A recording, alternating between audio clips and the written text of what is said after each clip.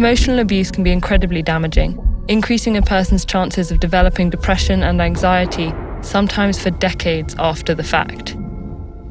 Broadly speaking, emotional abuse involves one person controlling another by undermining their sense of self-worth and personal agency. But emotionally abusive behaviours can be subtle and difficult to spot, both from within and outside the abusive relationship. That's partly because emotional abuse often exploits or creates power imbalances between individuals, especially in relationships where safety, care, and trust are supposed to be guaranteed. Like the relationship between a caregiver and a child, healthcare provider and patient, teacher and student, or intimate partners. It's especially insidious because it often makes people doubt their perceptions of their own mistreatment. So let's walk through some of the most common signs of emotional abuse to make these behaviours and patterns easier to spot in real life. First, the content of someone's words. Criticism that's out of proportion to a situation, excessively harsh or personal, or makes sweeping generalizations or baseless negative predictions for the future is a warning sign of emotional abuse. Statements like, "You always make such stupid decisions," "You never do anything right," and "Nobody else will ever love you," aren't constructive, they're never warranted, and someone's use of them is a red flag.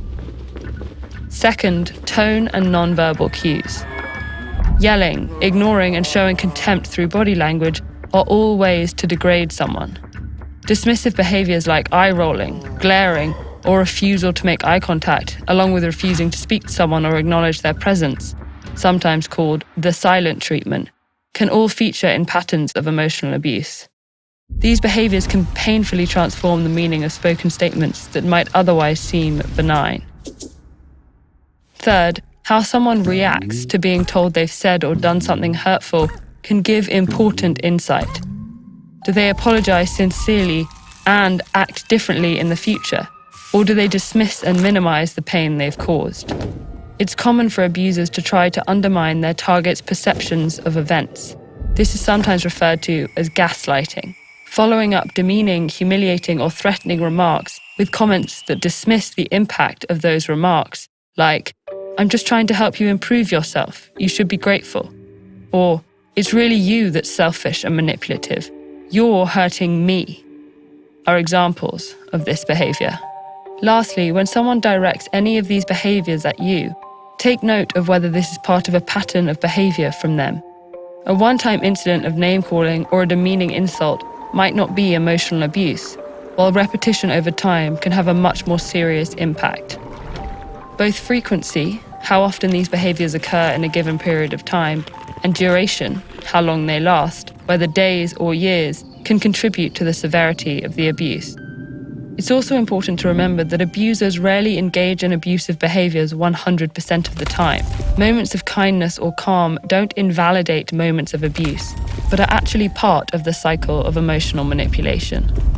So what can you do if you think you or someone you care about is experiencing emotional abuse?